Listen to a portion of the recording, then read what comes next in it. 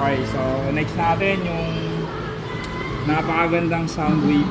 Teka, may tanong si Sir Chris kung pareho lang daw ba yung sukat ng hub guard Yes, ng pareho Sonic sa Soundwave.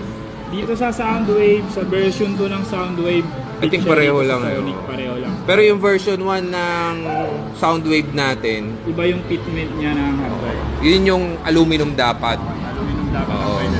Sa version 2, plastic, pareho silang magkasukat lang. So, ito yung ingay niya. Ayan, o. Sige. Yan. Okay. Okay naman to. 6 poles to. Individual Ito, spring. individual spring.